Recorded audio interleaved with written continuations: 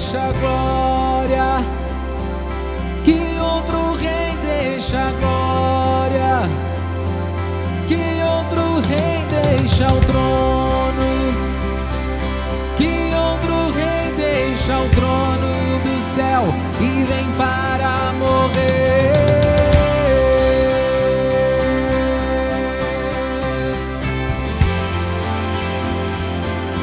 Incrível graça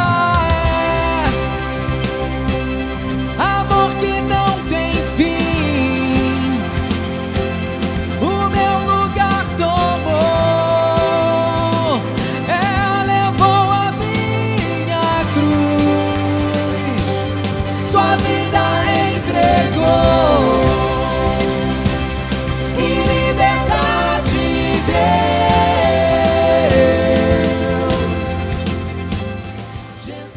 Em nome de Jesus, amém. Esse mês eu separei 4 livros para ler de Jonathan Edwards, e eu achei interessante porque os 4 livros falavam sobre a mesma coisa. Achei interessante alguém escrever 4 livros diferentes sobre o mesmo tema. É para ver a importância que Jonathan Edwards deu ao tema. Ele escreveu 4 livros sobre o mesmo tema. Então eu resolvi ler os 4 livros e ver porque ele escreveu 4 livros sobre o mesmo tema. Quero falar alguma coisa hoje a respeito disso. No livro de Deuteronômio, capítulo 30, a partir do verso 3, eu vou ler, diz assim: então o Senhor teu Deus te fará voltar do teu cativeiro, e se compadecerá de ti, e tornará a juntar-te dentre todas as nações entre as quais te espalhou o Senhor teu Deus. Ainda que os teus desterrados estejam na extremidade do céu, desde ali te ajuntará o Senhor teu Deus e te tomará dali, e o Senhor teu Deus te trará a terra que teus pais possuíram, e a possuirás, e te fará bem, e te multiplicará mais do que a teus pais, e o Senhor teu Deus circuncidará o teu coração, e o coração da tua descendência, para amares ao Senhor teu Deus com todo o teu coração, e com toda a tua alma, para que vivas. Então, fixe esse último verso 6, né? E o Senhor teu Deus circuncidará o teu coração e o coração da tua descendência para amares ao Senhor teu Deus com todo o coração e com toda a tua alma, para que vivas. Se nós conhecemos o livro de Deuteronômio, o livro de Deuteronômio é uma série de sermões que Moisés pregou antes de morrer. Quando chegou perto de morrer, já haviam passado aqueles 40 anos, Moisés resolveu pregar uma série de sermões, não é? Relembrar Israel antes dele morrer. Ele sentiu que estava na hora de partir deste mundo. Ele relembrou todas as coisas que eram fundamentais. E você sabe que quando a gente está morrendo e você resolve falar as últimas coisas, você não gasta tempo com aquilo que não é essencial. Você não fica divagando, não é?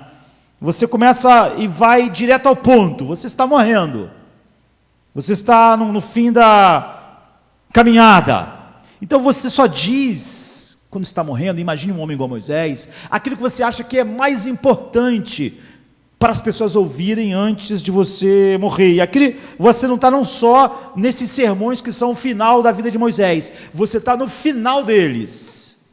A gente está no capítulo 30 aqui, a gente está encerrando. Então aqui é o final de todos os sermões, e ele deixou então para o final a coisa mais importante, a coisa mais essencial, a mais crucial. E aqui ele nos dá uma solução para o que eu poderia chamar de o problema humano final. Há um problema final no ser humano, final. E é sobre isso que Moisés fala no fim dos seus sermões antes de morrer. A coisa mais importante. Então, qual é esse problema final do ser humano? Qual é a solução que Moisés mostra?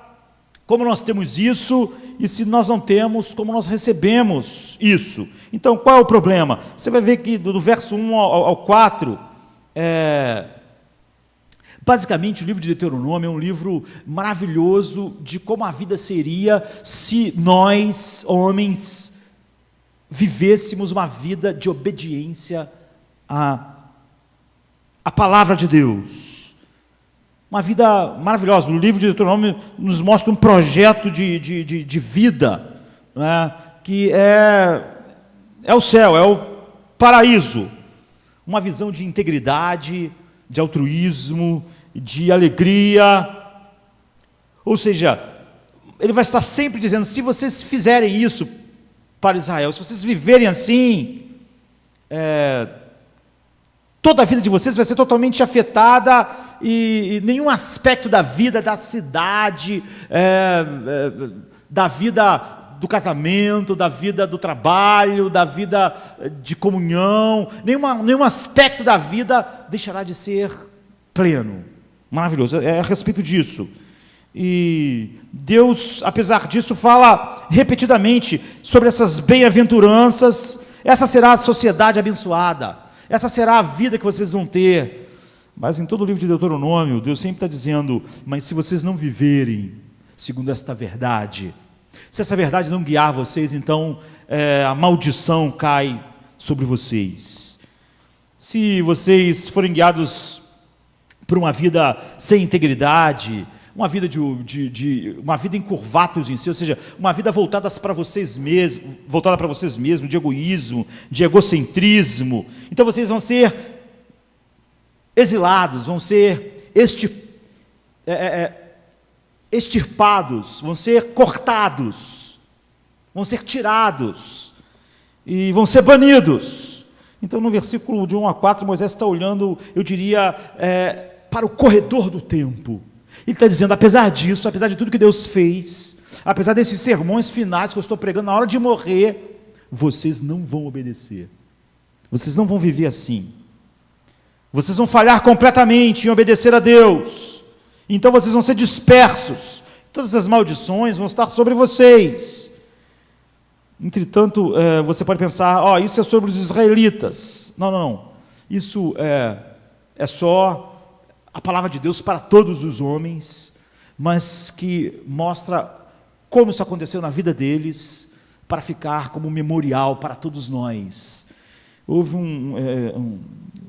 estava lendo um livro que foi publicado em 2008, de Jacob Needleman, que é um filósofo importante, americano, já está velhinho, professor da Universidade de São Francisco, e o nome do livro, ele é um filósofo, Por que não podemos ser bons?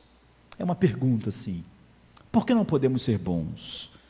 E o ponto básico do livro é que ele aponta nesse livro que todo mundo escreve livro de como a gente devia viver. Ele diz, olha, os teóricos sociais estão escrevendo livros de como nós devíamos viver. Como a sociedade devia ser, como você devia viver em família, como você devia viver no colégio, como você devia viver no trabalho.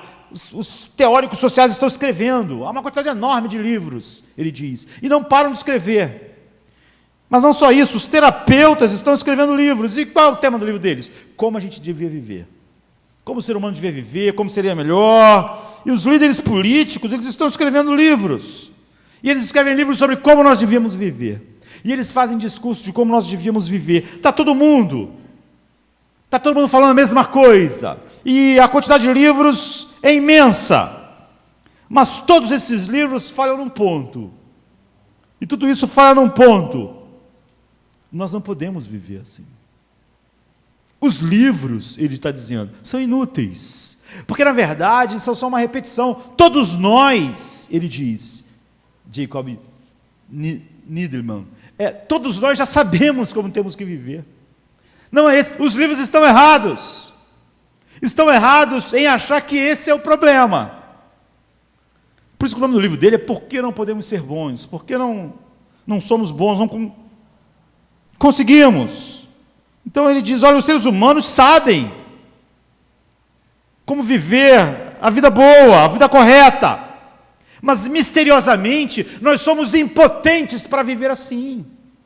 Nós sabemos como o egoísmo destrói tudo, como o egocentrismo destrói tudo, como se nós pensássemos mais nos outros do que em nós mesmos, mais na nossa esposa do que em nós mesmos, mais nos nossos filhos. Então, os casamentos não acabariam. Então, nós sabemos Cada livro que é lançado é inútil, cada terapeuta que escreve o próximo livro, cada cientista social que escreve o próximo livro, é inútil para nós, porque ele diz, o problema humano final é que nós já sabemos tudo isso. E até as pessoas que escrevem os livros, ele diz, elas escrevem os livros de como viver, de como ser isso, ser aquilo, de como a sociedade devia ser, mas vai ver a vida delas. Elas estão se separando do marido, estão se separando da sua esposa, estão com conflitos no trabalho. Elas que escreveram de como devia ser. Nós não podemos, esse é o problema final do ser humano. Nós sabemos como viver, mas nós não podemos fazer. Você vê, até alguém que não é, incrível como há cristãos que acham que o ser humano é livre e pode fazer realmente o que ele quer. Até quem não é assim, até um filósofo pode escrever um livro e dizer, o problema não é esse. É inútil mais um livro de como você devia viver na sociedade, porque todo mundo já sabe. Há milhares de livros, todos falaram a mesma coisa. Nós sabemos desde o princípio como devíamos viver, mas nós não conseguimos. Nós vivemos para nós mesmos, nós somos egoístas. Essa pessoa diz, não seja egoísta, pense mais no outro. Aí amanhã ela larga, o escritor larga a esposa dele porque estava apaixonado por outra pessoa. Totalmente egoísta com os filhos, egoísta com todo mundo. Vive em paz, porque você tem que viver em paz. Aí aqui na universidade, ele está em guerra com outro acadêmico, por posição, por orgulho, por reconhecimento. É inútil, ele diz. As pessoas que escrevem os livros são exatamente iguais a todos nós. E esse é o problema da raça humana. Beck Papert, que é uma conferencista famosa, está viva ainda, está com 70 anos, e há um livro dela chamado A Esperança Tem Suas Razões. E algum tempo atrás ela estava auditando um curso de psicologia de aconselhamento na Universidade de Harvard. Então ela assistiu ficou um tempo, né, assistindo vários trabalhos na área lá, porque ela estava auditando esse curso lá em Harvard, e ela estava ouvindo então uma aula de um grande estudo de um caso de um jovem que odiava sua mãe, mas ele não sabia. A vida dele estava toda destruída e cheia de problemas, e o professor estava dando aula de como o terapeuta, como ajudaram ele a perceber que todos os problemas da vida dele, todas as coisas, toda aquela amargura que gerou todos aqueles problemas, era porque ele odiava a mãe, odiava profundamente a mãe. Tudo vinha disso. Foi o que a terapia chegou depois de vários. E no final, a Beck, quando ele acabou de explicar, esse psicólogo de Harvard, ela levantou assim a mão assim, e falou assim, mas e aí? Como a terapia vai ajudar ele a perdoar a mãe dele? Aí ele disse, não, a gente não faz isso. A gente só ajudou ele a descobrir a razão dessa amargura toda, que é o ódio pela mãe dele. Aí disse que começou a levantar várias mãos, as pessoas fazendo perguntas, e ele disse assim, vocês estão pedindo muito de nós. Afinal, nós só mostramos o que estava acontecendo nas entranhas dele. E é tudo que nós podemos fazer. Não é? E continua assim, ouça, se vocês estão procurando um coração que saiba perdoar, nós não sabemos dar isso ao ser humano. Nós não sabemos. Nós não temos nada para fazer. Nós só podemos dizer que ele odeia a mãe dele. Como ele pode ter um coração perdoador, um coração novo, um coração diferente, um coração indulgente? Nós não sabemos. Ninguém pode dar isso a ele. Vocês estão pedindo da gente o que ele não pode fazer. O que a gente fez foi ajudar ele a ver qual era o problema. Acabou.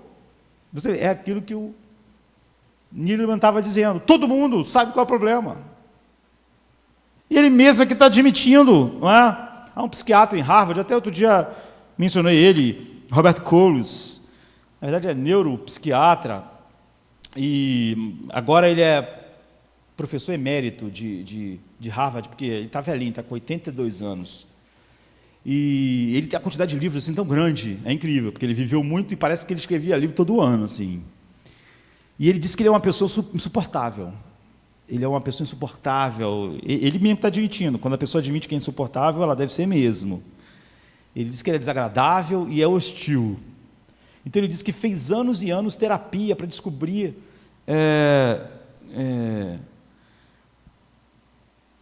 por que ele era desagradável e hostil. E ele chegou, depois de anos fazendo isso, à conclusão de por que ele é desagradável e hostil. E ele disse que agora ele é desagradável e hostil. Só que ele sabe por quê. Só isso. E ele é neuropsiquiatra de Harvard. Então é isso que Jacob Needleman está dizendo. Nosso maior problema não é que nós não sabemos o que fazer. Não é que nós não sabemos que somos hostis, insuportáveis e egoístas. Nós podemos escrever livros para as outras pessoas. Nós podemos. A questão é, e é o título do livro dele, por que não podemos ser bons? Por que não somos bons? Por que não? Se nós sabemos.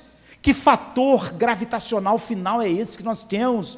Que nós vivemos uma vida destrutiva, apesar de sabermos qual é o problema. E mais gente fica perdendo tempo escrevendo mais livros de qual é o problema da sociedade. Todo mundo sabe. Qual é o problema dos relacionamentos? Todo mundo sabe qual é o problema. Mas nós continuamos fazendo as mesmas coisas. Então, esse é o problema final do ser humano. A segunda coisa, olha como é incrível, a Bíblia diz que isso é um dom de Deus, a solução para isso. Diz assim, o Senhor Deus circuncidará o teu coração e o coração da tua descendência. Lembra aquilo que o psicólogo de Harvard disse que, olha, o que vocês querem? Que a gente dê um coração que perdoador para o rapaz? A gente só pode mostrar que ele odeia a mãe dele. Agora, ele não pode dar um coração para ele que perdoa. Quem pode? A Bíblia diz, o Senhor teu Deus circuncidará o teu coração e o coração da tua descendência, para amares ao Senhor teu Deus com todo o coração e com toda a tua alma, para que vivas. Você vê, isso não é algo que você possa fazer. Talvez, não é? Se o filósofo tivesse lido isso aqui, ele não precisava ter gastado tanta vida para escrever um livro como esse, que eu disse que saiu em 2008. Então, é algo que Deus faz. Moisés está dizendo, apesar de vocês serem banidos, apesar das maldições, o Senhor teu Deus circuncidará os vossos corações. É a única maneira de lidar com isso. Bem, você pode perguntar, o que é circuncidar o coração? Para a gente entender isso, a gente tem que entender duas coisas. O que a Bíblia quer dizer por coração e o que é circuncisão. O que a circuncisão significava para que essas duas coisas façam sentido. Na maior parte das vezes, quando a gente fala coração, as pessoas dizem, não, peraí, isso eu já sei o que é. Coração é a sede dos nossos sentimentos. Quanto à mente, né, dos pensamentos, não é? O coração é a fonte das emoções, dos sentimentos, ao contrário da mente, que é a fonte dos nossos pensamentos. E, de acordo com a Bíblia, isso está totalmente errado. Essa definição é totalmente, apesar de ser isso que a nossa cultura diz, e que às vezes na igreja a gente reproduz, a Bíblia nunca usa a palavra coração dessa maneira, como a gente usa normalmente. Na Bíblia, coração é o assento, é o alicerce de todo eu atuante, é o alicerce de tudo que o eu faz, de toda a atuação do eu em meio ao seu mundo. Dele sai tudo, assim, do coração. Ele é a base de tudo, não dos sentimentos, é de tudo. Diz assim, por exemplo, Provérbios 4, 23, sobre tudo que deve guardar, guarda o teu coração, porque dele procedem as fontes da vida. Não tem nada na vida que não nasceu lá, que não é ancorado, não tem nada do seu eu atuante que não flua do seu coração. O coração controla, não as suas emoções só, ele controla, mas ele controla teus pensamentos, tuas ações, tuas escolhas, ele controla tudo. Ele é a fonte de tudo, de tudo. E porque a Bíblia diz, descreve, dá essa anatomia do coração como alicerce do eu atuante, porque a Bíblia diz que ele, na verdade, é o alicerce e o assento daquilo que é fundamental em você. As coisas que você mais espera, as coisas que você mais acredita, as coisas para as quais você olha para viver, é o coração que determina essas coisas. As coisas que você diz, olha, se eu tivesse isso, minha vida seria maravilhosa. Se eu tivesse aquilo, minha vida ia ter significado. Se eu conseguir aquilo, minha vida vai ter valor. Qualquer que seja a coisa para a qual você olha e diz, olha, isso ia me dar significado, isso ia me dar alegria, isso ia me dar valor, isso ia me dar dignidade, isso ia me dar salvação, isso ia justificar a minha vida, a Bíblia diz, é o coração, é ele que decide. Então você vê, aqui nós, tem tantas pessoas diferentes, aquilo que dá mais alegria a você, não é aquilo que dá mais alegria a você. Por que não? Não é? Porque a coisa que mais dá alegria a um de vocês não é a coisa que dá mais alegria a outro. Porque aquilo que mais amedronta você não é aquilo que mais amedronta você. Porque aquilo que mais causa ansiedade em você não é aquilo que mais causa ansiedade na outra pessoa. Porque essas emoções, medo, alegria, ansiedade, elas estão fluindo dos seus compromissos fundamentais, que é o seu coração estabeleceu, e eles não são iguais. O coração teu, o teu e o teu não estabeleceu o seu alicerce nas mesmas coisas. Quando as coisas nas quais o teu coração estabeleceu o alicerce, a fonte da sua vida, estão ameaçadas, você sente mais ansiedade. O outro, como está com a base em outra coisa, aquilo não é a coisa que mais gera ansiedade nele, nem alegria, nem medo, nem essas coisas. Porque todos esses sentimentos são forjados pelos seus compromissos mais fundamentais da sua vida. E isso acaba exatamente porque esses compromissos fundamentais geram todos esses sentimentos, eles controlam suas decisões. Você sempre vai decidir baseado naquilo que você acha mais valioso, ou aquilo que você teme mais, ou aquilo que gera mais ansiedade, e isso controla os seus pensamentos. Você está pensando sempre em quê? Naquilo que você mais ama, naquilo que você mais quer, naquilo que você mais anseia, naquilo que vai fazer você mais feliz. Você vê, o coração controla o pensamento, porque ele controla os sentimentos, porque ele controla o alicerce desses compromissos finais. Então ele controla a nossa imaginação. Nós sempre que podemos imaginar, nós estamos imaginando as coisas mais importantes para nós. Provavelmente não é a mesma coisa que cada um aqui imagina. Por quê? Por causa disso. Por causa desses fundamentos. Então o coração é o lugar onde é decidido em torno de que a sua vida gira. Em órbita de que você existe. Para você não ser um astro errante. Então ele decide o que é mais emocionante.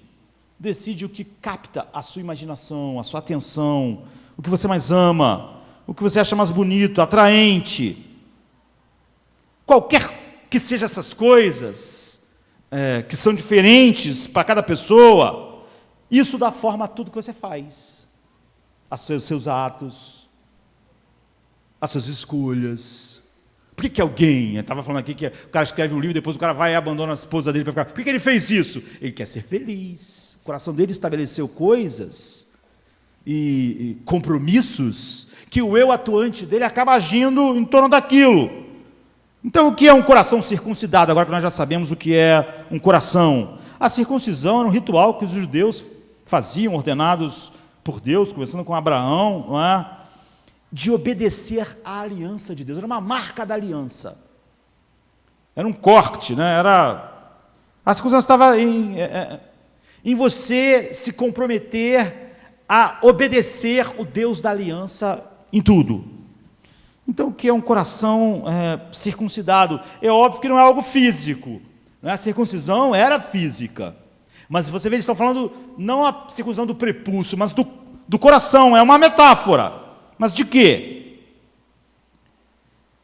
É uma maneira de Moisés dizer que não basta apenas você obedecer a Deus porque você deve, como a circuncisão externa faz, ou fazia, ou pelo menos o compromisso era assumido. Não basta obedecer a Deus apenas externamente. Vocês veem, a circuncisão representa o externo, o físico, do comprometimento com Deus. Era uma marca disso. O que o coração circuncidado está dizendo não basta apenas servir a Deus assim, porque você precisa servir a Deus porque você ama a Deus, porque seu coração é de Deus. Aquela definição que a gente viu de coração, ou seja, o assento, o alicerce dos seus compromissos finais tem que ser Deus. As coisas que você mais espera, que você acredita, de onde você vai tirar o valor, e você dizer que vai achar que a vida vale a pena, que faz você feliz, tem que ser Deus. Aquilo que você viu que o coração determina, aquilo que diz assim: se eu tiver isso, eu serei feliz. Se eu tivesse aquilo, eu não estaria ansioso. Se aquilo não estivesse me ameaçando, eu não estaria com medo. Quem tem que estar nesse lugar é Deus. Porque o coração é o lugar onde você decide, não é, em torno do que tudo gira. Então, um velho puritano dizia: olha, a grandeza do ser de Deus exige um amor que não pode ser a resposta de uma demanda simplesmente. A grandeza do ser de Deus requer um amor que não pode ser a resposta de uma exigência somente. O que significa isso? O que nós fazemos com a nossa solidão? Quando eu falo solidão, não estou falando de ir para o meio do mato, ficar lá, não. Não, você está no ponto de ônibus, aí o ônibus demora, atrasa, você fica lá parado, tem a fazer, não é? Toda vez que você está numa situação em que você está numa posição em que você está sozinho e aquilo que vem instintivamente na sua mente, isso fala sobre o seu coração, desejar, planejar, o que você gosta mais de ler instintivamente, não é? O que você faz ou vem na sua mente sem ter que ter um porquê, é só porque você gosta, não é por outra razão, mas só porque aquilo é algo que vai de encontro àquilo que você mais deseja. E aí que está o seu coração. Essas são as coisas que o seu coração define. Quais são essas coisas? Vamos lá, não é? Cada um aqui pode pensar: alguém do sexo oposto, carreira, dinheiro. A questão é, mas qual é a melhor coisa no mundo? Qual é a coisa maior no universo? Qual é a coisa mais linda? Qual é a coisa mais digna? Qual é a maior coisa que existe? É Deus. Mas nossos corações não se fixam nisso. Os medos, anseios, felicidade, alegria, significado, não estão fluindo disso.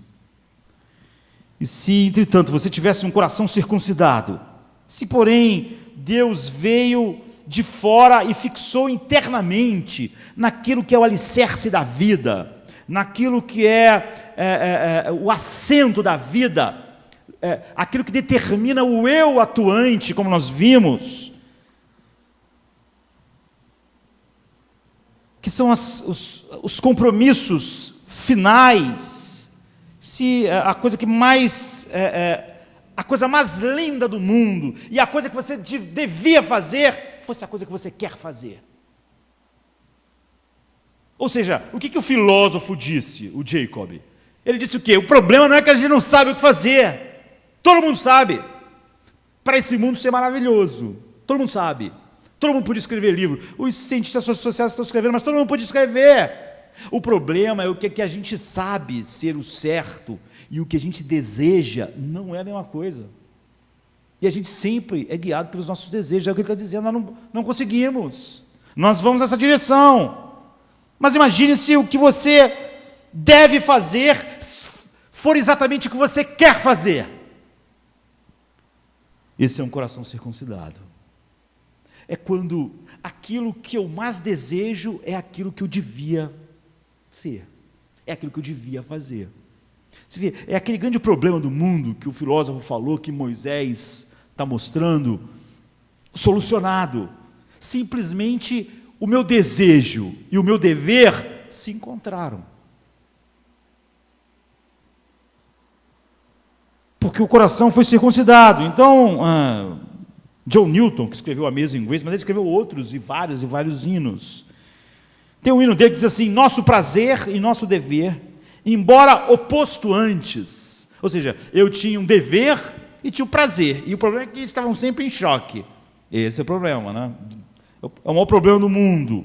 Ele diz assim: nosso prazer, numa estrofe do hino, nosso prazer e nosso dever, embora opostos antes, desde que nós vimos a sua beleza, estão juntos e não mais separados. É isso que é um novo coração. É isso que é um coração circuncidado. No momento em que você encontra o seu prazer no seu dever. O problema é que Jacob Needleman falou: por que não podemos ser bons? Porque o nosso dever nunca está junto com os nossos desejos. Eles se tornam um. Você diz assim: eu preciso ser um bom homem. Mas aqui está, eu preciso ser um bom homem, deveres. Aqui estão as minhas paixões, elas não se encaixam. Elas estão brigando. Aqui estão as coisas que eu quero, aqui está a coisa que eu devia fazer. Não é a mesma coisa. São coisas diferentes. O que eu devia e o que eu desejo, o que eu anseio. E ele está dizendo, John Newton, nosso prazer e nosso dever, embora opostos antes, era assim. Eu queria algo, mas meus desejos estavam em outra coisa. Desde que nós vimos a beleza, a sua beleza, a beleza de Deus, não estão mais separados. Quando isso acontece, você tem um coração circuncidado. É sobre isso que Moisés estava dizendo. Você tem um novo coração. Isso aparece em toda a Bíblia com diferentes nomes. Essa é a metáfora que Moisés, mas Ezequiel, Jeremias, vão usar outras. Não é? Diz que vai te dar um novo coração, por exemplo. Ou diz Ezequiel: eu vou escrever a minha lei no coração deles, não fora. Vai estar lá, onde o coração é aquilo, é o alicerce fundamental da vida, onde gera todas a vida do eu atuante. É lá que eu vou colocar, lá no alicerce. É sobre isso que John Newton está falando.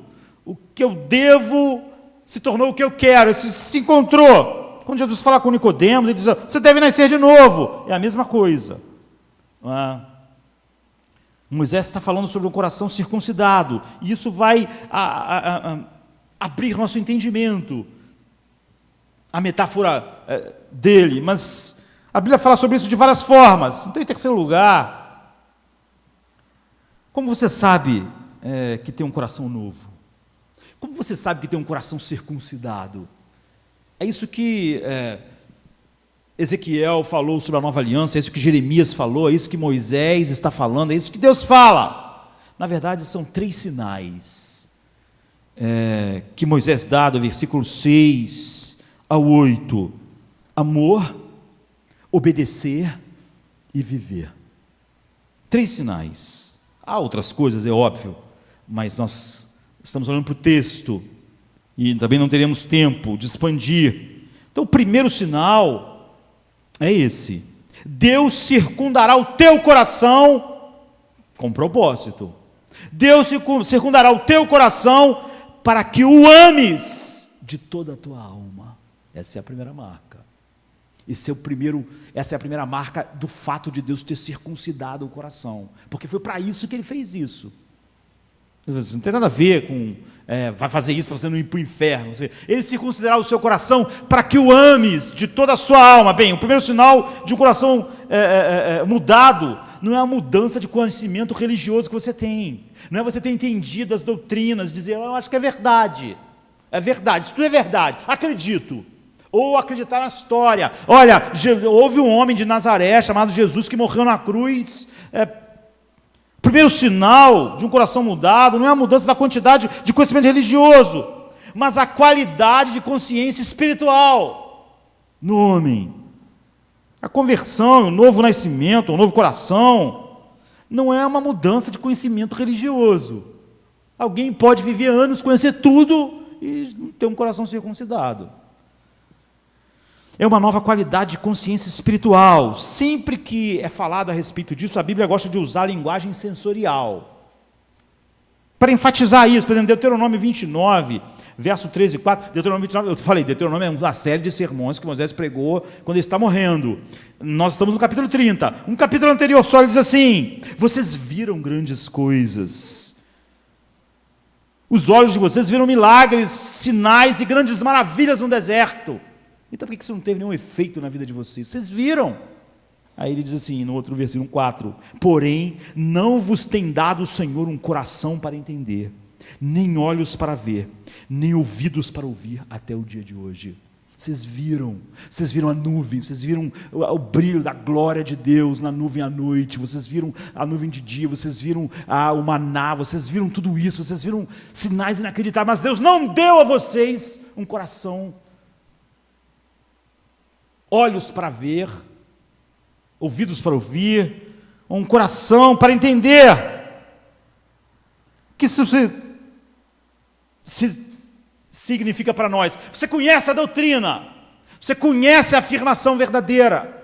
Deus é maravilhoso, Deus é a coisa mais preciosa, Deus é lindo, Deus é amor, Jesus morreu na cruz. Você ouve, você conhece a santidade de Deus, a justiça de Deus, o amor de Deus, você vê essas coisas, como os israelitas viram aquelas coisas incríveis, era inegável, eles sabiam. Mas o que ele está dizendo é o seguinte: mas vocês não receberam um coração para entender, nem ouvidos para ouvir, nem olhos para ver. Então vocês conhecem, mas vocês jamais experimentaram. Jonathan Edwards costumava dizer que é como se você soubesse com certeza que o mel é doce. Ele usa essa metáfora. Você sabe, então você pode escrever sobre o mel doce, você pode falar sobre o quanto o mel é doce, como é maravilhoso, como as abelhas produzem o mel. Você pode ser o cara que escreva um livro sobre o mel. Mas ele disse, isso é um tipo de conhecimento. Mas uma coisa muito diferente é conhecer o mel quando você bota o mel na boca e você sente que o mel é doce. É disso que Moisés está falando. Vocês não receberam um coração para sentir essas verdades. Vocês não receberam olhos para ver. Deus não deu a vocês um ouvido para ouvir. Então vocês ouviram, mas isso não tem um efeito.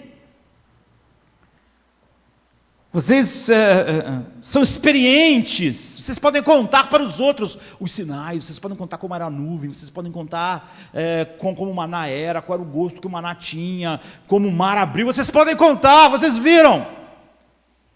Mas vocês nunca tiveram olhos, isso nunca se tornou parte do coração, do assento dos compromissos finais do coração de vocês. Então, Jonathan Edwards é a mente mais elevada da história do cristianismo, não é? E tem uma obra incrível. Então, na década de 1730, 1740, ele foi pastor, não é, na Nova Inglaterra, agora na América do Norte. Então, na Nova Inglaterra, onde Jonathan Edwards viveu, ele nasceu em 1703, morreu em 1758, no Hampton, a cidade em Massachusetts, todo mundo lá acreditava em Deus. Quando eu falo todo mundo, é todo mundo. Imagina a cidade toda acreditando em Deus, era assim. Todo mundo acreditava que Jesus morreu. Todo mundo acreditava na cruz. Todo mundo acreditava na Trindade. Não era como é hoje a nossa cidade. Todo mundo acreditava que Jesus morreu pelos nossos pecados. Ainda assim, Jonathan Edwards sabia que grande parte das pessoas da cidade não tinha um novo coração. É por isso que ele escreveu 4 livros sobre isso. O fato de todo mundo crer em Cristo, de todo mundo se batizar, de todo mundo saber contar a história. Jonathan Edwards era o pastor naquela cidade. Ele conhecia aquelas pessoas. Ele sabia que grande parte dessas pessoas não tem um novo coração. Elas sabem isso tudo. Como aquelas pessoas no deserto, que podiam falar sobre a nuvem, sobre tudo. Então,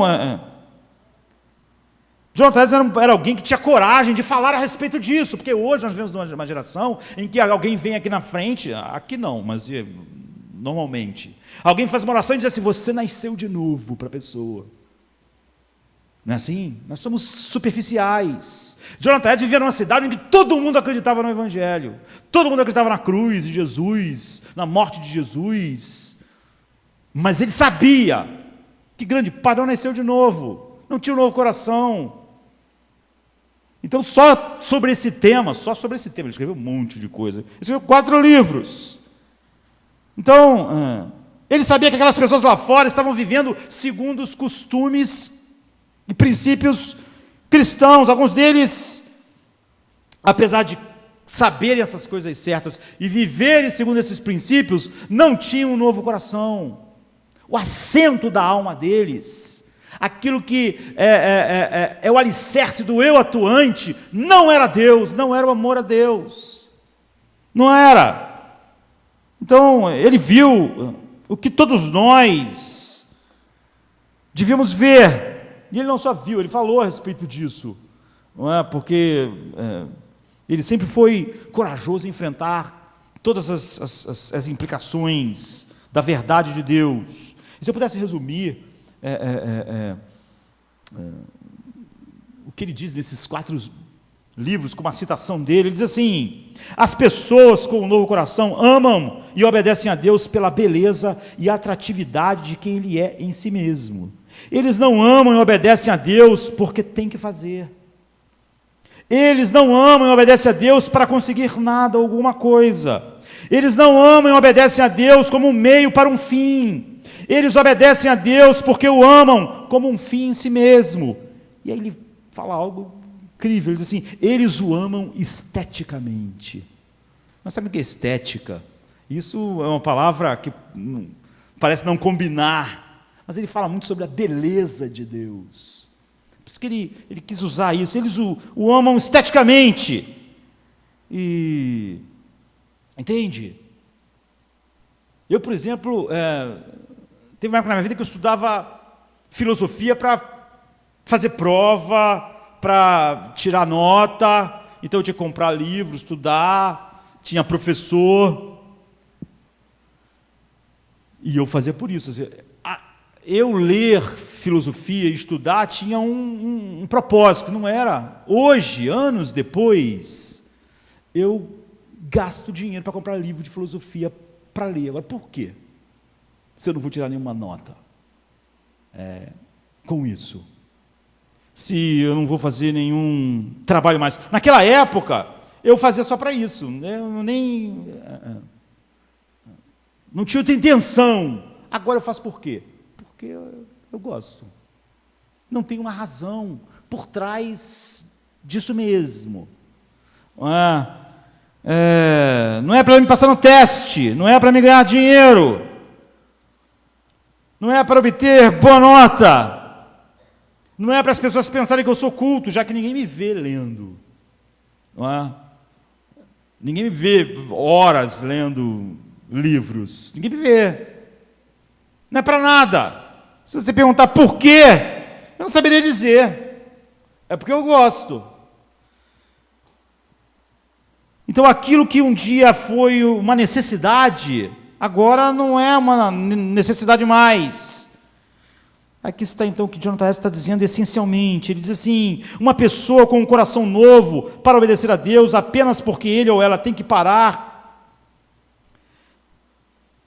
e obedecer a Deus, porque isso leva a um outro lugar, é transformada e começa a achar Deus lindamente estético em e de quem Ele é em si mesmo, e apenas para estar perto dEle, apenas para deleitar-se nele, apenas para agradá-lo. Ele está dizendo, pessoas sem um novo coração, sem um coração circuncidado, elas podem fazer todas essas coisas. Aqui na cidade onde eu sou pastor, todos são cristãos, mas grande parte deles não nasceram de novo. Eles obedecem para conseguir alguma coisa, para ser salvos, para terem isso, para terem aquilo, para terem uma vida, uma família boa, enfim. para obter alguma coisa de Deus, mas não só para buscá-lo, estar perto dele, se deleitar nele. Como resultado, essas pessoas são mestres, elas podem ensinar doutrinas, elas são como aquelas pessoas no deserto, elas podem falar sobre o mar abrindo, como foi, elas podem dar detalhes, mas elas não receberam um coração para realmente isso passar a ser o alicerce da vida. Elas não receberam olhos para ver, nem ouvidos para ouvir. Elas são como aquelas pessoas no deserto, ou seja, para elas essas coisas são abstrações, não se tornaram os alicerces da vida delas. É uma espécie de algo abstrato, mas algo abstrato não vai galvanizar você, não é? Então as coisas continuam me afetando. Eu não sou galvanizado, né? As coisas elas vão continuar me afetando como me afetavam antes. O que me deixava tenso vai deixar como deixava antes. O que me dá medo, o que me dá significado, o que me dá... Porque os alicerces da vida, do coração, o alicerce do eu atuante ainda está no mesmo lugar. Em segundo lugar, a segunda marca do coração circuncidado é que isso muda a sua vida. Veja o impulso de todo o texto. Você não obedece a Deus para obter um novo coração. O novo coração não é resultado da obediência. É o oposto. O coração mudado, o novo coração, Deus circuncidar o coração, é um ato só de Deus. A obediência é o resultado. Para não ficar só em Jonathan Edwards, Agostinho falou a respeito disso. Ele fala sobre o que significa amar a Deus. Isso o quê? 1000 anos, 1000 e poucos anos antes de Jonathan Edwards. Ele diz que alguns reduzem a obediência a Deus, o amor a Deus, à obediência a Deus, porque não entenderam sobre um coração circuncidado. Por exemplo, em João 14:15, alguns dizem assim: se me amais, Jesus fala, guardareis os meus mandamentos. Então as pessoas dizem, então, amar a Deus é guardar os mandamentos, mas não é isso que Jesus está dizendo. Jesus está dizendo, se você ama, você vai guardar o mandamento. A obedecer não é amar. Obedecer é o resultado de amar, não é a mesma coisa, não é sinônimo. O texto está ensinando que a obediência é resultado do amor, mas não é a mesma coisa que o amor. Jonathan Edwards, junto com o Agostinho, estão dizendo que alguém pode estar vivendo aquele padrão, mas se aquilo não é resultado do amor, aquela pessoa tem uma intenção que não é Deus mesmo, que não é a beleza estética de Deus. Ou então alguém pode usar a passagem de 1 João 5,3 que diz: este é o amor de Deus, que guardemos os seus mandamentos. Aí alguém vai dizer, está vendo? Amar a Deus é guardar os seus mandamentos. Mas, não, João continua para mostrar, exatamente para você não chegar a essa conclusão errada. Ele diz, ora, os seus mandamentos não são penosos para nós. Está vendo? Não é o dever que não está junto ao prazer. Não. Agora, isso é o nosso prazer, não é penoso, não é algo que nós temos que fazer. Porque o que a gente quer e o que a nossa paixão estão no mesmo lugar. João está dizendo a mesma coisa que John Newton, mas na verdade John Newton que estava dizendo a mesma coisa que João. Isso é um problema para a cosmovisão da maioria dos cristãos hoje, que acreditam, por exemplo, que o homem é livre. Porque é óbvio, nós estamos andando por um caminho. Se você falasse, amar a Deus é fazer isso, isso e aquilo, eu podia fazer isso e aquilo e dizer que então... Mas quando a ordem é amar Deus, como é que eu posso decidir amar Deus? Até alguém que fala sobre a liberdade do homem vai ter que admitir que o ser humano não comanda os seus próprios sentimentos. Sinta alegria agora. Sinta gratidão. Sinta esperança. Eu não posso, não é? Eu não decido assim, vou ficar alegre, vou ficar grato. Essas coisas não são assim, não funcionam assim. A razão geralmente dada para essa redução de amar a Deus ser só obediência é exatamente para poder dizer que se eu quiser, ou se eu tiver vontade, eu poderia pelo menos externamente, pelo menos diminuindo o padrão, fazer. Então, se eu for amar e se deleitar mesmo, além de negar a Bíblia, a pessoa terá que negar toda a realidade. Porque, por exemplo, Jesus, isso é um mandamento. Por exemplo, ele repete o que é dito lá no Velho Testamento, em Mateus 22, 37 e 38. Amarás o Senhor teu Deus de todo o seu coração, de toda a tua alma, de todo o teu pensamento. Este é o grande mandamento. Olha, as pessoas...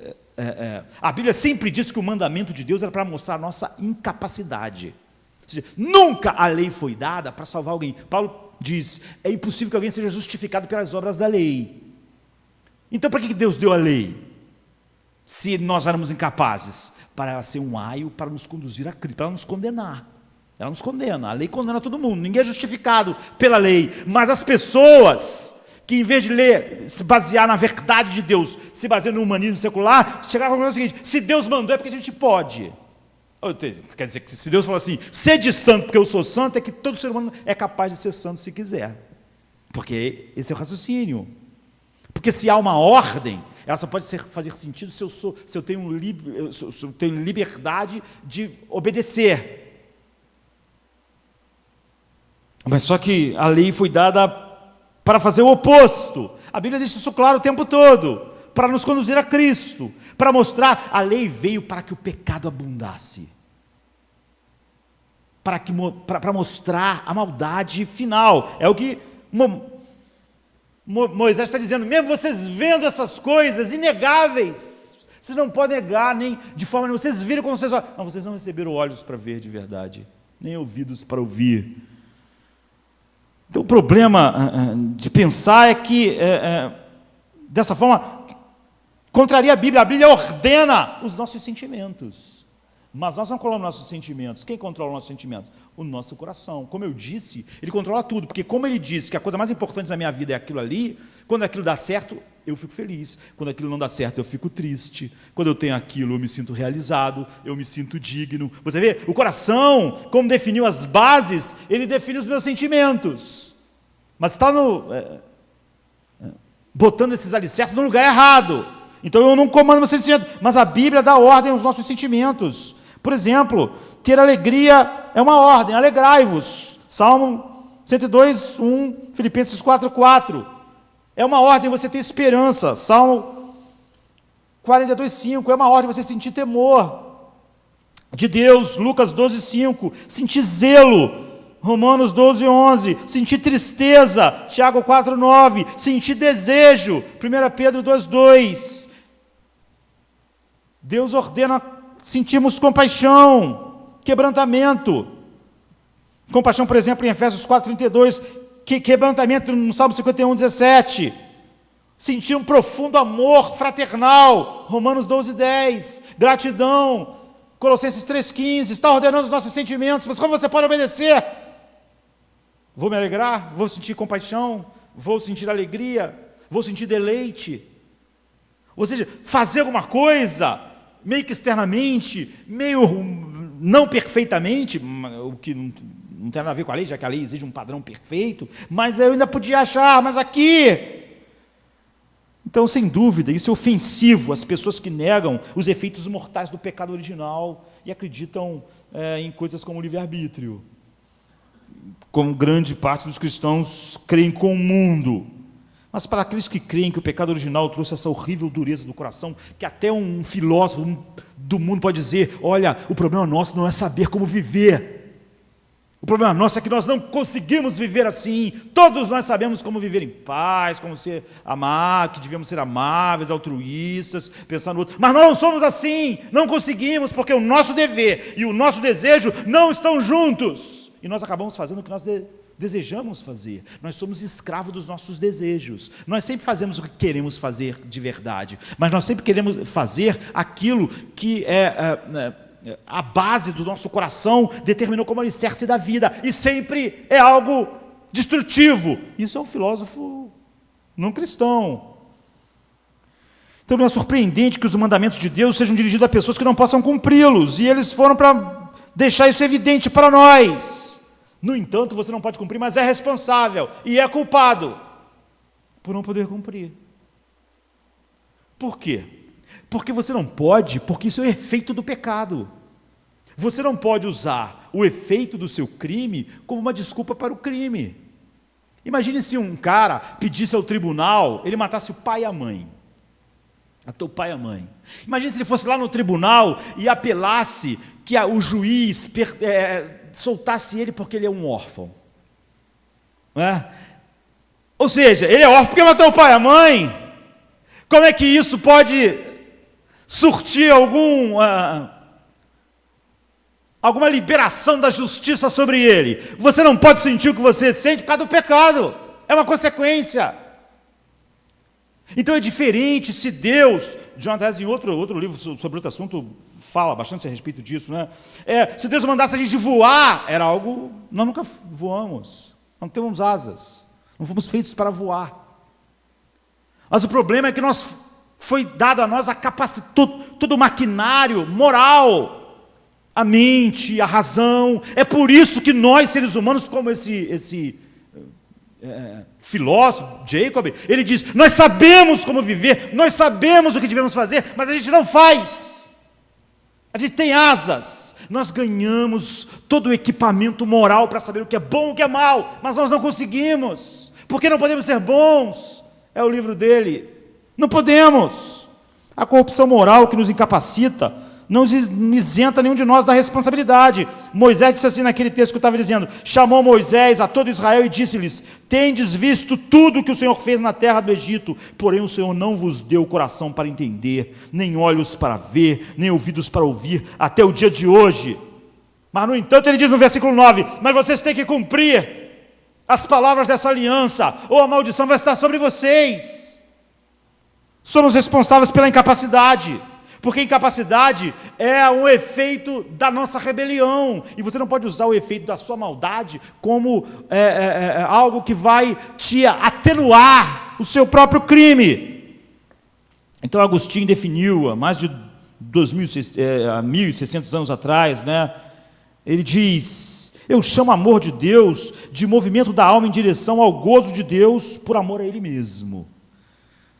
Então você vê, diferente de todas as outras definições, lá ele coloca a afeição pelo próprio Deus. Não é a obediência, é a afeição, é daí que surge. Essa definição bíblica explica tudo. Por que Deus diz isso?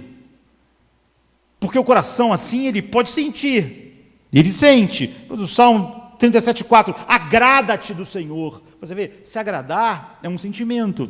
E está dando uma ordem aqui, e ele satisfará os desejos do teu coração, que agora, esse coração, o alicerce do eu atuante dele, é o próprio Deus, as fontes da vida. Como Provérbios diz, ou Filipenses 4,4, alegrai-vos no Senhor, ou como suspira a costa, no Salmo 42, assim a minha alma suspira, não estou fazendo porque eu devo, minha alma tem fome de ti, tem sede, eu sinto isso me domina. O Salmo 63, 1,3, ó Deus, tu és o meu Deus forte, eu te busco e desejo ansiosamente, a minha alma tem sede de ti, o meu corpo te almeja, como um homem sedento no deserto, assim eu te contemplo. Ou então o Salmo 43,4, então irei ao altar de Deus, o Deus que é a minha grande alegria. Está vendo? É esse coração, é aquilo que John Newton falou, o coração e o dever se juntou. Então Agostinho, falando sobre esse movimento da alma, amor, ele dá uma definição entre várias, assim, mas o que eu amo quando eu amo o meu Deus? Não o cântico suave e harmonioso, não a fragrância das flores, dos perfumes, das especiarias, não o maná ou o mel, não aqueles membros que o corpo tem prazer em abraçar. Não são essas coisas que eu amo quando eu amo o meu Deus. Mas quando amo, é verdade que amo certo tipo de luz, uma voz, um perfume, uma comida, um abraço. É sensorial, não é? Mas essas são coisas do tipo que amo no meu interior, quando minha alma se banha na luz que não é limitada por espaço, quando ouve o som que nunca acaba, está vendo? Ouvidos para ouvir. Quando ouve o som que nunca acaba, quando sente a fragrância que o vento não pode dissipar, quando prova do alimento que nunca acaba, quando se prende num abraço que nunca mais é separado pela satisfação do desejo. Isso é o que eu amo, quando eu amo meu Deus. Não há dúvida de que o amor como esse produzirá o quê? O querer e o fazer. Isso é o coração circuncidado. Quando esse deleite interior em Deus está ausente, tudo que o exterior faz é como um sino que retine, como barulho. É o que, ao contrário do que as pessoas dizem, Paulo diz, não é assim? Olha, se eu desse meu corpo para queimar, a pessoa diz, isso é amor, porque amor é fazer algo. Ele está dizendo, não, se eu der o meu corpo para queimar, se eu der todo o meu dinheiro, se eu fizer tudo isso, mas não tiver amor, se o que eu estou fazendo não flui das bases da vida onde o eu atuante age, isso não tem valor nenhum. Isso é zero. Isso é como um sino batendo. Então você não obedece para obter o coração mudado. O coração mudado não é o resultado da obediência. É o oposto. Jonathan Edwards expande isso até dizer, olha, pode até os sentimentos que não fluem desse coração que se deleita em Deus, mesmo os mais nobres são pecado. Por exemplo, ele usa a gratidão.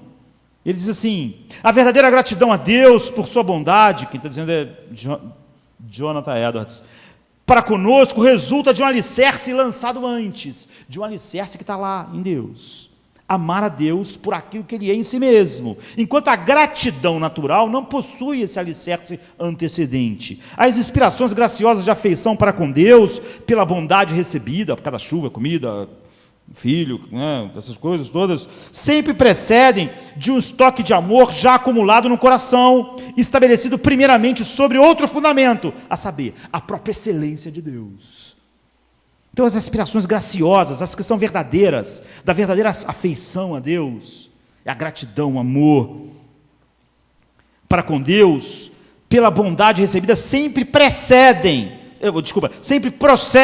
de um estoque de amor, que foi acumulado não por causa de qualquer outra coisa, de um estoque de amor já acumulado no coração e estabelecido como o alicerce, primeiro sobre outro fundamento, a saber, a própria excelência. Em outras palavras, a gratidão que agrada a Deus é primeiro a coisa, um deleite em Deus e nunca num benefício de Deus. É o que Jonathan Edwards está dizendo.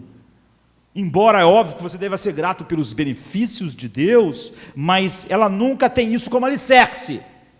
Então a verdadeira gratidão precisa estar fundamentada em algo que vem antes, que é o alicerce da vida, e não em qualquer outra coisa. Se isso não for o alicerce da nossa gratidão, ele está dizendo, a gratidão que você experimenta é a mesma que você experimentaria sem o Espírito Santo, porque o homem natural também, quando recebe coisas boas de alguém, se sente grato. Não tem nada de novo nisso, não tem nada de coração circuncidado nisso.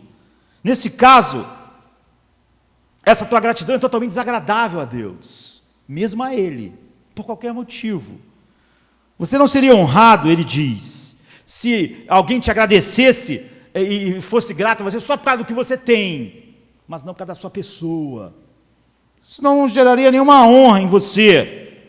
Não importa o quão grata essa pessoa fosse a você e o quanto ela demonstrasse a gratidão, se você soubesse que é por causa das coisas que você dá e não por causa de você acharia horrível.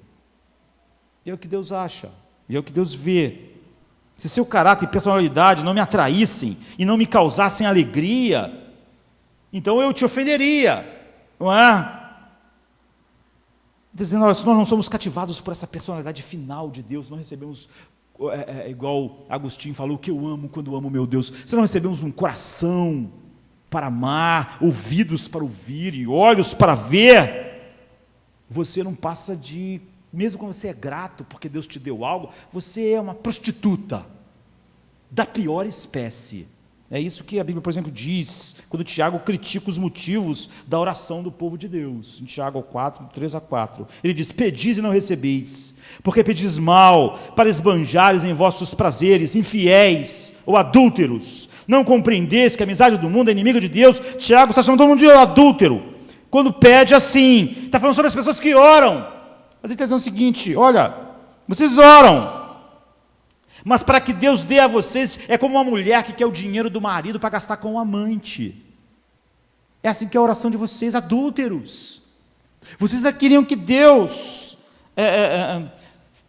são gratos, quando acham que receberam algo de Deus, para gastar com o amante de vocês, era como se uma mulher fosse grata ao marido por botar dinheiro na conta dela para ela pagar o amante para ir para um motel, ou para dar presentes para o seu amante. Tiago diz assim a oração, porque não teve essas bases anteriores. Então, Jonathan Edwards diz, mesmo a gratidão que você sente pela morte de Cristo, pode ser um pecado diante de Deus, por causa das bases dessa gratidão. A maior parte das vezes, quando os crentes acreditam, agradecem a Deus por mandar Jesus para morrer por eles, é apelado ao valor que nós temos. Olha como Deus te valorizou, olha como você é importante, olha só, aí você, caramba, é verdade, né? Deus é bom, né? Deus é maravilhoso. Jonathan Edwards chama isso de a gratidão dos hipócritas, falando sobre a cruz. Ele diz, muitas pessoas que agradecem a Deus por Jesus, pela cruz, pelo sangue derramado, manifestam nada menos do que a gratidão dos hipócritas. Ele diz assim, eles primeiramente se regozijam e se elevam com o fato de que são muito valorizados por Deus, a ponto da sua morte. E com base nisso, Deus lhe parece amável. Deus só parece amável para eles, porque Deus valoriza muito eles. Então ele continua assim, eles se deleitam no grau mais elevado em ouvir o quanto Deus e Cristo os valoriza. Portanto, o gozo deles é realmente um gozo em si mesmo e não em Deus. Um gozo em seu valor e não no valor de Deus. A gratidão deles é a gratidão dos hipócritas. É chocante perceber que uma das descrições mais comuns daquilo que é apelado para as pessoas hoje em amarem a cruz, não passa de um pecado grosseiro diante de Deus, ou da gratidão. É por isso que não tem como alguém comer e beber sem desonrar a Deus, quando a base daquilo não dá glória a Deus por fluir a gratidão, porque o cara não é grato, mas a gratidão deve fluir de bases antecedentes ao comer e o beber, e não aquilo em si. Isso glorifica a Deus. Sem ser assim, ou seja, um coração, mesmo que alguém agradeça a Deus porque acha que é bom o pão que Ele deu, mesmo é coisa, mas que não é de uma base anterior, que a gratidão é baseada no valor infinito de Deus, e sim porque você ganhou um pão. O que ele está dizendo é o seguinte, até um homem sem o Espírito Santo, um homem mundano, fica grato quando alguém dá dinheiro para ele, pão, comida, bebida, casa, comida, fica grato. Não tem nada do Espírito Santo, não tem nada de um coração circuncidado. Então vamos para a última coisa aqui, a última marca. Talvez essas duas primeiras você possa fazer, olha, isso pode deixar algumas pessoas mais preocupadas. Você pode dizer, olha, o meu coração é movido quando eu ouço a pregação, eu gosto de estar num momento como esse de culto, eu gosto do que você acabou de dizer sobre Jesus, eu amo estar aqui, Jardim da Luz, no culto, as músicas me tocam, a pregação move o meu coração, eu amo os sermões. Jonathan Edwards, ele não ia ficar impressionado com você, ele ia dizer assim, eu fico feliz de você gostar dos sermões que o Josemar Bessa prega, mas essa não vai ser a questão, se eles te fazem chorar.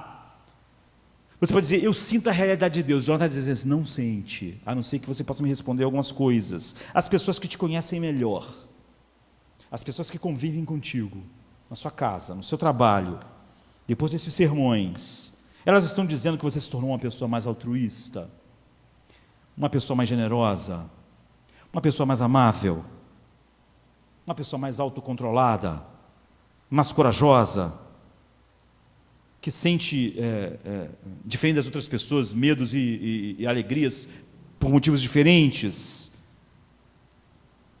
porque essa é a realidade de quem realmente tem olhos para ver, ouvidos para ouvir, um coração para crer. Então, terceiro lugar, você começa a crescer.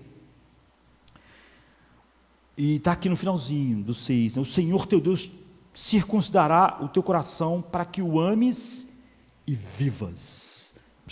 Para viver, o que significa? Ele está falando sobre vida biológica, está falando sobre vida espiritual, mas essas coisas estão juntas, não é? Talvez os dois primeiros pontos nos deixem assustados. Agostinho, Jonathan Edwards, né? Falando sobre essas realidades, que amar a Deus significa ter um coração circuncidado, amar a beleza suprema de Deus, isso ser o alicerce da vida que muda as coisas que você faz, gerando obediência. Você começa a dizer, caramba, não é? Mas pense, ele compara isso a viver, a uma vida biológica. Essa é a outra coisa, há um crescimento. Olhe para os bebês. Eu diria que bebês novinhos são pacotes, queridos. São pacotes. Eles não fazem nada. Eles têm que ser carregados aqui, para lá, de lá para cá. Você tem que tirar a fralda deles, você tem que dar comida a eles, você tem que proteger eles. Eles são inúteis. Eles são um problema. Às vezes, quando teu filho está chorando, Mateus, né? Chorando à noite, você tenta, bem que você podia entender que o pai está cansado, que não adianta essa choradeira, mas eles não entendem. Leva muito tempo, sabe, para o bebezinho entender as coisas. Quantas vezes eu quis dizer isso para um filho meu de meses? Bem, a vida espiritual, apesar de todas essas verdades que Agostinho, Moisés, Jonathan Edwards estão dizendo, essas verdades, elas vão se desenvolvendo, elas não chegam prontas assim. Romanos 7, Paulo diz, eu me deleito, eu tenho prazer na lei de Deus. Está vendo? É isso, um coração circuncidado. Mas eu vejo em meus membros uma outra lei. Eu vejo ainda coisas que contrariam esse grande desejo. Um homem natural não tem essa paixão por Deus.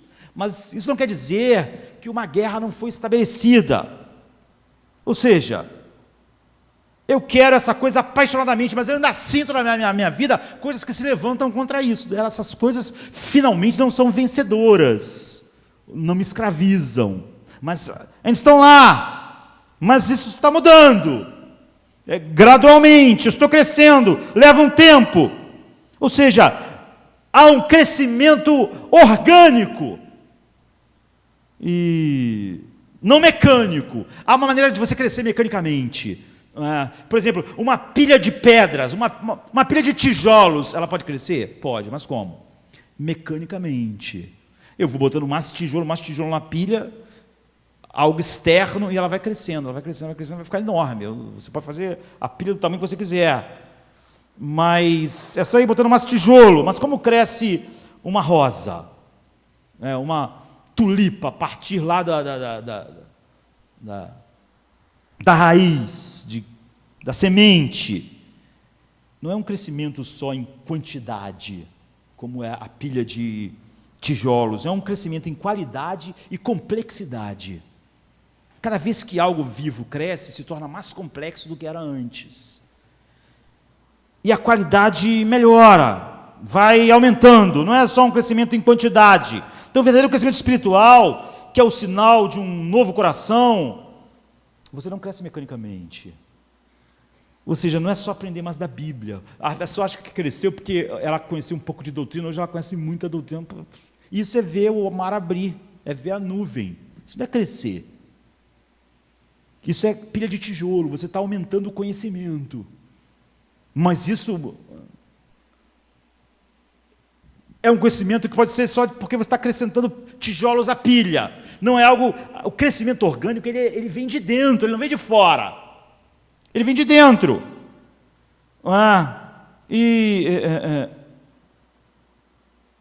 Ele vai crescendo em complexidade. Então você pode o quê? Você pode achar, eu cresci porque eu conhecia pouco, agora eu conheço muito, eu não conhecia a doutrina da graça, agora eu conheço, eu não conhecia a doutrina tal, e agora eu conheço, eu posso até ensinar sobre isso, e agora eu dou aula, e agora eu prego, eu falo para as pessoas. Não, isso é que eu já disse aqui na minha cidade, todo mundo faz isso. Todo mundo é assim. organicamente você se torna uma pessoa mais sábia com o passar dos anos. É isso que é crescer, não é? Você se torna uma pessoa mais profunda, mais feliz por causa das bases da vida e mais triste com algumas coisas que não eram a sua tristeza antes, mais terna, mais sensível. Você se torna mais rápido em admitir que está errado, mais rápido em se arrepender. Está vendo? Está havendo um crescimento em complexidade e em qualidade. É um crescimento orgânico. Está tudo mudando. Mais resistente ao pecado e ao mesmo tempo mais flexível. Você tem um coração mais sensível e uma pele mais grossa. Você está crescendo e está vendo essas mudanças. Então, quando você nasce de novo, quando você tem um novo coração,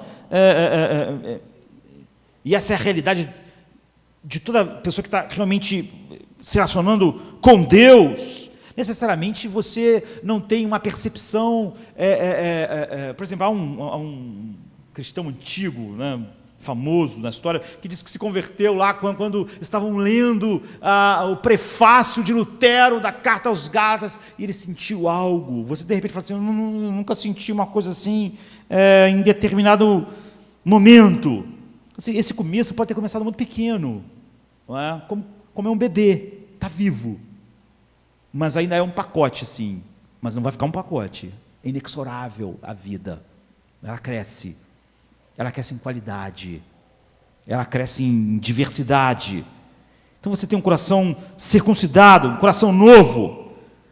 Agora, se alguém disser assim: pastor, eu queria ter, o que eu faço? Eu queria ter um coração assim. É engraçado isso. Outro dia alguém me perguntou: eu devia orar, pastor, me dê um coração, um novo coração? Eu disse: isso não é uma oração adequada, não é? Porque não vem desse modo. Como é que Deus garantiu um coração novo para nós? Na cruz. Você pode dizer: você estava falando a respeito de Deuteronômio, judeus. Não, todos nós estávamos em Adão e Eva e fomos banidos, fomos exilados, como Moisés estava dizendo lá. E as maldições do pecado deles e dos nossos pecados caíram sobre nós somos separados de Deus. Você diz: eu não quero pensar em circuncisão. Circuncisão era uma coisa sangrenta, era um corte,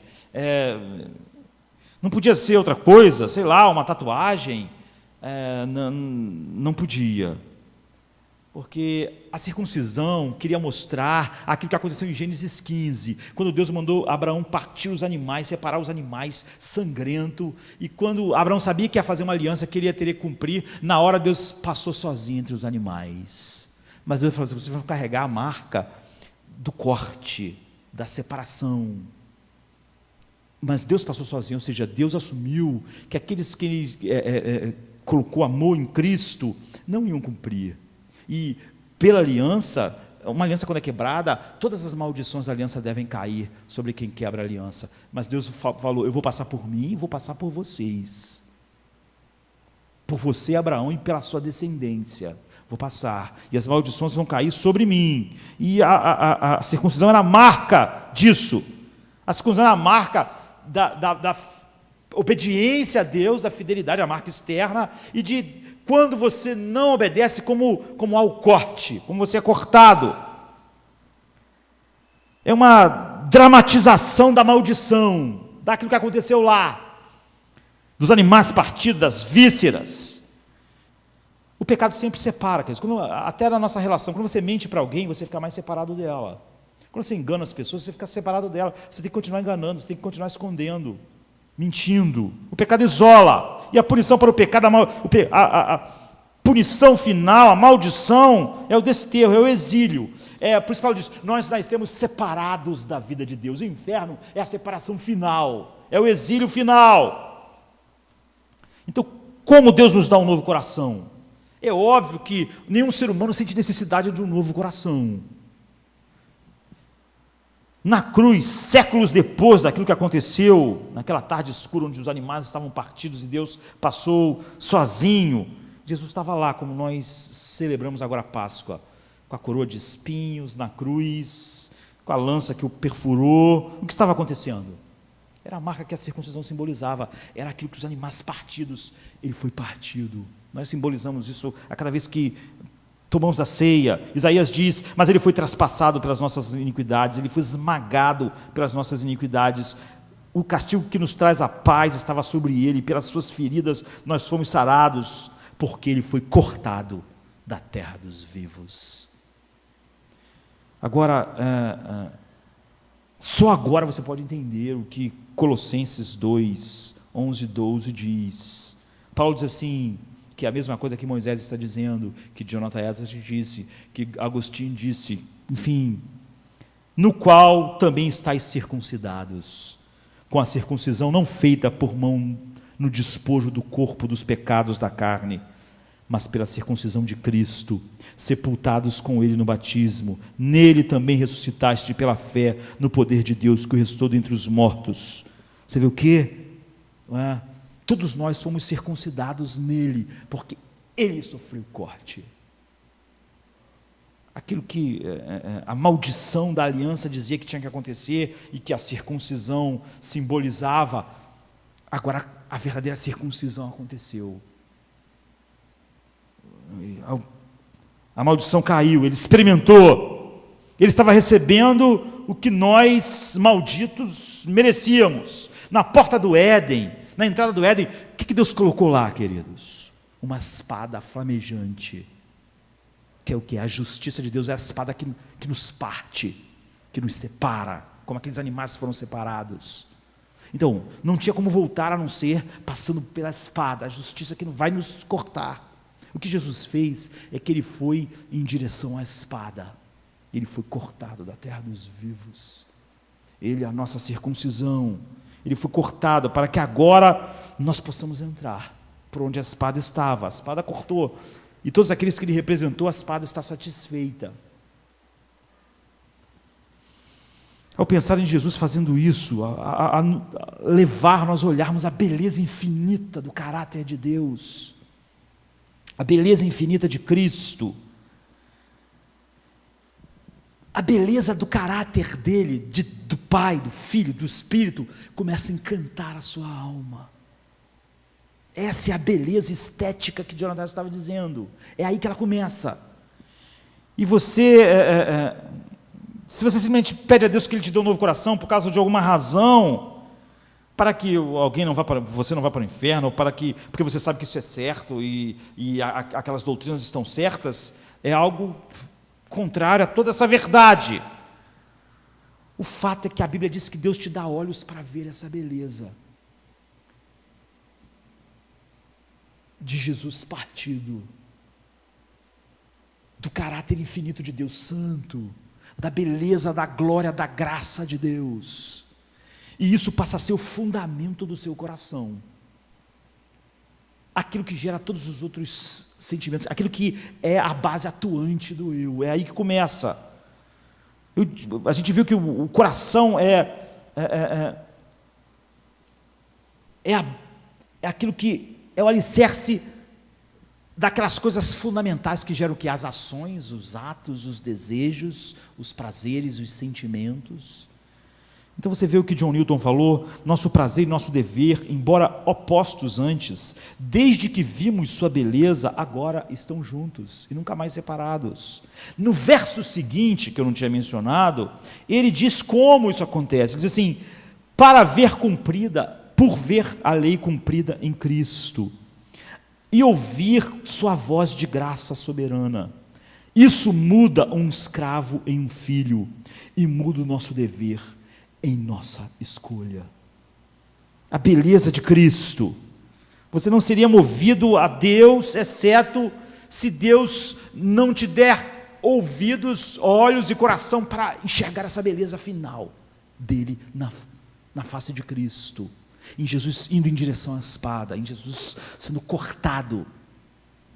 É aí que começa. Então, quando o homem diz, igual o apóstolo Paulo, que ele quer mais, é porque ele já tem um novo coração. Quando o homem sente a necessidade de cada vez mais ser assim, é porque a vida já já foi colocada lá. Você nunca estaria pedindo mais. Você oraria igual o Agostinho antes. Agostinho disse que antes, ele orava a Deus assim, antes de ele declarar aquelas verdades sobre o que eu amo quando eu amo meu Deus. Ele disse que quando ele era jovem, ele orava a Deus. Ele disse assim: Senhor, me faça puro sexualmente, mas não agora. Você vê, ele sabia que tinha um dever, mas o que ele queria mesmo não era ser puro sexualmente. Então me faça puro sexualmente, me faça casto, mas não agora, daqui a um tempo, me dá um tempinho. Você vê, na verdade, é o oposto do Agostinho que diz o que eu amo quando eu amo meu Deus. É um abraço que não é um abraço, é um abraço que nunca mais pode ser solto. Então, se você já tem essa nova vida, ela vai crescer, ela não começa enorme, mas ela está lá, é uma realidade, e é ela que faz você desejar mais. Quando alguém deseja mais, é porque já foi feito. Ninguém deseja nascer, você não desejou nascer nesse mundo, você nasceu aqui, nessa realidade também. Não é? Porque você não pode desejar nascer, você não pode desejar antes de existir. Não é? Então, se ele começa a mover em nós, é por isso que Jonathan escreveu 4 livros sobre isso. Porque coração circuncidado é a solução do problema do mundo. Mesmo um homem como Jacob Needham podia dizer: chega de livros para dizendo o que a gente deve fazer, todos nós sabemos. Ou mesmo o neuropsiquiatra importante de Harvard pode dizer: eu sei que eu sou, mas e aí? Ou o outro pode dizer: você acha o quê? A gente só fez o garoto saber que ele odiava a mãe dele. Você achou que a gente podia dar um coração a ele para perdoar a mãe, para amar a mãe dele? Nós não podemos. Nós só podemos dizer qual é o seu dever. Mas não podemos fazer nada, não podemos fazer nada. É sobre isso que Moisés pregou quando ia morrer, sobre a coisa mais importante do mundo. Tão importante que Jonathan Edwards, numa cidade em que todo mundo era cristão, em que todo mundo acreditava em Cristo, escreveu 4 livros, pregou uma série enorme de sermões sobre isso, porque esses são os fundamentos da vida. E é por isso que a Bíblia diz que você deve guardar o seu coração, porque dele procedem as saídas da vida. Vamos ficar de pé, vamos orar. Que outro rei deixa a glória, que outro rei deixa a glória, que outro rei deixa o trono, que outro rei deixa o trono do céu e vem para